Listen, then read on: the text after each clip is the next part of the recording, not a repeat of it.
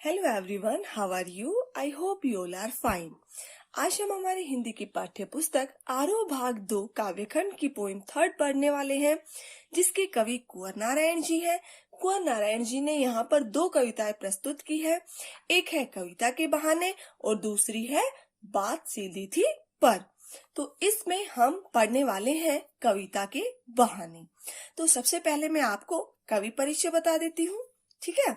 कुंवर नारायण जी का जन्म 19 सितंबर 1927 को फैजाबाद, उत्तर प्रदेश में हुआ। कुंवर नारायण जी ने सन 1950 के आसपास काव्य लेखन का कार्य आरंभ किया। आरंभ में इन्होंने अंग्रेजी में कविताएं लिखी, किंतु बाद में ये हिंदी में कविताएं लिखने लगी। नई कविता के दौर में जब प्रबंध काव्य का स्थान प्रबंधत्व की दावेदार लंबी कविताएं लेने लगी, उसी दौर में कुंवर नारायण जी ने आत्मजयी अर्थात मनुष्य की आस्था की पुनः प्राप्ति जैसा प्रबंध काव्य लिखकर अप्रतिम प्रतिष्ठा प्राप्त की। तो शुरू करते हैं हमारी कविता। लेकिन उससे पहले मैं आपको बता दूं कि इस कविता में कवि किसके लिए क्या कहना चाह रहे हैं। तो जो यह कविता है, कविता के बहाने, यह कवि के काव्य संग्रह इन दिनों में संकलित है। कविता के बहाने कविता चिड़िया की यात्रा से आरंभ होती है और फूल का स्पर्श करते हुए बच्चे पर आकर समाप्त हो जाती है। कवि कविता के महत्व का वर्णन करते हुए कहते हैं कि चिड़िया की उड़ान सीमित है, वह एक निश्चित समय में निश्चित दायरे में ही उड़ान भर सकती है। इसी प्रकार फूल भी एक निश्चित समय के बाद मुरझा जाता है, सभी को पता है। परंतु बालक के मन और मस्तिष्क में असीम सपने होते हैं, उनके सपनों का कभी एंड नहीं होता। बच्चों के खेलों की कोई सीमा नहीं होती है। इसी प्रकार कविता के शब्दों का खेल भी अनंत और शाश्वत होता है, अर्थात कविता की जो कल्पनाएं होती है, कवि की जो कल्पनाएं होती हैं, वो कभी भी खत्म नहीं होती। कविता एक उड़ान है चिड़िया के बहाने। कवि इस पद्यांश में चिड़िया की उड़ान और कविता की उड़ान की तुलना कर रहे हैं। चिड़िया की उड़ान की अपेक्षा कवि ने कविता की उड़ान को अधिक प्रभावशाली, शक्तिशाली और व्यापक बताया है। और अधिक शक्तिशाली और व्यापक बताते हुए कवि क्या कह रहे हैं कि कविता एक उड़ान है चिड़िया के बहाने, कि जिस प्रकार से चिड़िया आकाश में उड़ती है, उसी प्रकार से चिड़िया के उड़ने के बहाने ही कविता भी एक उड़ान है। जहाँ चिड़िया की उड़ान सीमित होती है, लेकिन कवि ने बताया कि जो कविता होती है उसकी उड़ान असीमित होती है। क्यों? क्योंकि कविताओं में नए नए भाव, नए नए रंग, नए नए विचार अपने आप उत्पन्न होते जाते हैं। कवि जब कल्पनाएं करने लगते हैं तो कवि के माइंड में नए नए विचार, भाव अपने आप ही उत्पन्न होने लग जाते हैं। इसलिए कवि ने कहा है कि कविता भी एक उड़ान ही है, लेकिन वो किसके बहाने उड़ना चाह रहे हैं? चिड़िया के बहाने। कविता की उड़ान भला चिड़िया क्या जाने। कवि कह रहे हैं कि जो कविता की उड़ान है वो चिड़िया नहीं जान पाती। क्यों? क्योंकि चिड़िया तो प्रकृति के प्रांगण में ही उड़ान भरती है, मतलब उसका क्षेत्र तो सीमित होता है, ठीक है। वह केवल आकाश में उड़ सकती है, एक पेड़ से दूसरे पेड़ पर उड़ सकती है, मतलब जहां भी वो उड़ेगी तो उसकी उड़ान की जो सीमा है वो सीमित है। लेकिन जो कवि की कविताएं होती है वो मानव मन की सूक्ष्म भावनाओं में प्रवेश कर जाती है, जबकि ये बात चिड़िया की उड़ान में संभव नहीं है। इसलिए कवि ने कहा है कि जो चिड़िया की उड़ान है, जो कविता की उड़ान है वो चिड़िया नहीं जान पाती। बाहर भीतर इस घर उस घर, कविता ने मतलब कवि क्या कहना चाह रहे कि जो कविता होती है वो केवल कविता घर की गतिविधियों का वर्णन नहीं करती, उसके भाव को स्पष्ट नहीं करती, बल्कि वो घर की भी, बाहर की, समाज की, देश की, यहाँ तक कि प्रकृति के जो होती है, प्राकृतिक जो चीजें होती हैं, उन सभी के भाव सौंदर्य को कविता द्वारा स्पष्ट किया जा सकता है। कविता के पंख लगा उड़ने के माने। कविता के साथ किसके पंख लगे होते हैं? कल्पना के पंख लगे होते हैं, इसलिए इसकी उड़ान असीम होती है, अर्थात कभी समाप्त न होने वाली होती है। चिड़िया क्या जाने, अर्थात चिड़िया की उड़ान तो मैं जैसे अभी आपको बताया कि क्या होती है, सीमित होती है, ठीक है ना। वो एक निश्चित दायरे में ही अपनी उड़ान भर सकती है, लेकिन जो कविता है वो निश्चित दायरे से भी बहुत आगे जा सकती है, अर्थात उसका कोई दायरा फिक्स नहीं होता। इसलिए जो कविता की उड़ान है वो चिड़िया नहीं जान पाती।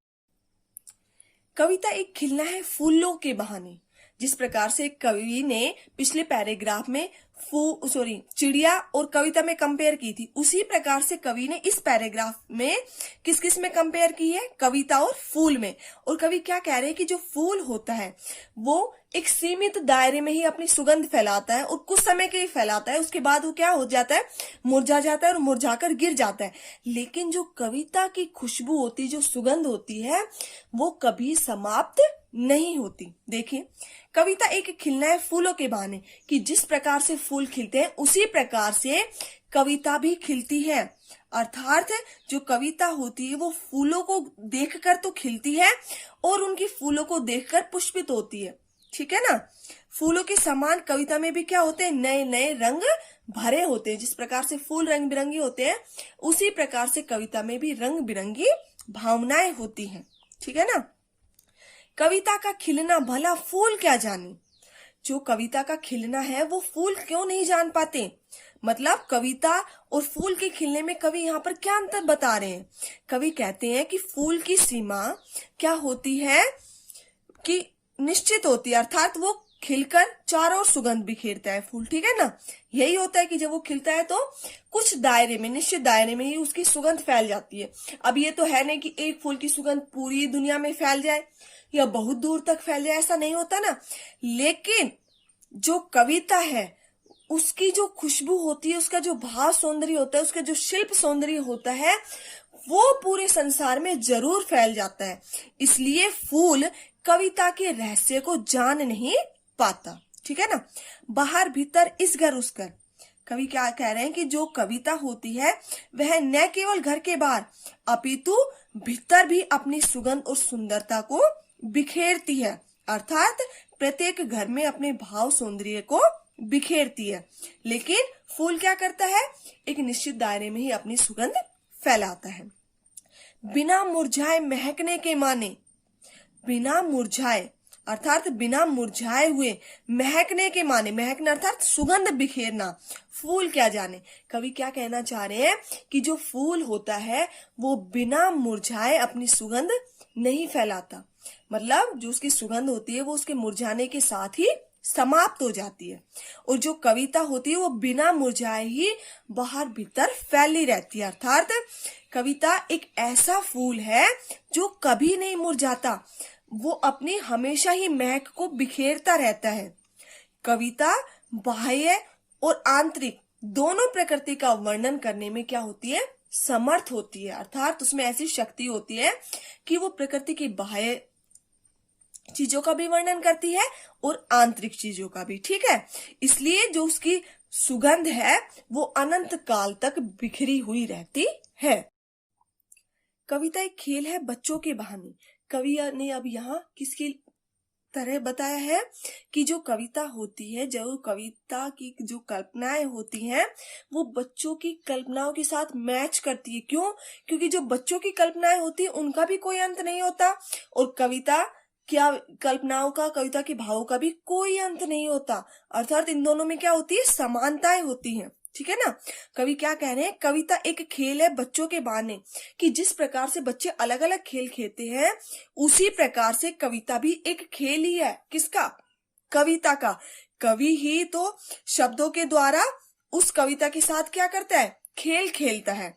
वह शब्दों के माध्यम से नए नए भावों और विचारों के खेल खेलता है कवि। ठीक है ना। बाहर भीतर यह घर वह घर। कवि क्या कह रहे हैं कि जिस प्रकार से बच्चे कभी तो घर में खेलते हैं, कभी बाहर जाकर खेलने लग जाते हैं। ठीक है ना। ऐसा ही होता है ना। मतलब वो अपने पराये में कभी भेदभाव नहीं करते, वो सारे भेदभाव मिट जाते हैं। मतलब उनका मन इतना साफ होता है कि उनके मन में किसी प्रकार का छल कपट नहीं होता किसी को लेकर। ना तो उनके कोई शत्रु होते, ना उनके कोई मित्र होते। अर्थात कोई बच्चों से हंस के बोलता है तो वो उससे हंस के बोलते हैं, उसके पास चले जाते हैं। और कोई रूडली बिहेव करता है बच्चों के साथ तो बच्चे उनके पास नहीं जाते। ठीक है ना। तो मतलब बच्चों की जो मन होता है वो बिल्कुल साफ होता है, निर्मल होता है। उसी प्रकार से जो कविता के भाव हैं वो भी बिल्कुल निर्मल होते हैं, उनमें भी कोई छल कपट नहीं होता, कोई ईर्ष्या भाव नहीं होता। तो जिस प्रकार से बच्चे घर खेलते हैं, कभी घर से बाहर खेलते हैं, उसी प्रकार कवि भी कविता के द्वारा सभी प्रकार के भावों के साथ खेलता है। ठीक है ना। यह घर वह घर सब घर एक कर देने के माने बच्चा ही जाने। अब कवि यहाँ क्या कहना चाह रहे हैं कि जिस प्रकार से बच्चा सभी घरों को, अर्थात जब क्या होता है कई बार ये लगा लीजिए एक ही मतलब जैसे हमारे हैं, ठीक है ना, जिस प्रकार से एक फैमिली में दो भाई होते हैं, अगर उन दोनों में झगड़ा हो जाता है, लेकिन जो उनके बच्चे होते हैं छोटे बच्चे, उनमें तो वो सब चीजें नहीं होती ना कि इसके साथ झगड़ा हो रखा है हम यहाँ नहीं जाएंगे नहीं आएंगे, ऐसा नहीं होता है ना। क्यों? क्योंकि जो बच्चे होते हैं वो सब घर को एक कर देते हैं, अर्थात सब लोगों को ईर्ष्या भाव भुलाकर एक कर देने में सक्षम होते हैं, ठीक है ना। बच्चों की फीलिंग, बच्चों की भावनाएं क्या होती हैं कि वो सब लोगों को एक कर देते हैं। उसी प्रकार से जो कवि होते हैं वो भी अपनी कविता के माध्यम से सभी लोगों की सूक्ष्म भावनाओं को जोड़ते हैं, उनकी सूक्ष्म भावनाओं का चित्रण करते हैं, ठीक है ना। जिस प्रकार से बच्चे एक दूसरे को जोड़ने का कार्य करते हैं, उसी प्रकार से कवि भी अपनी कविताओं के द्वारा इस समाज देश को जोड़ने का कार्य करते हैं। Thank you.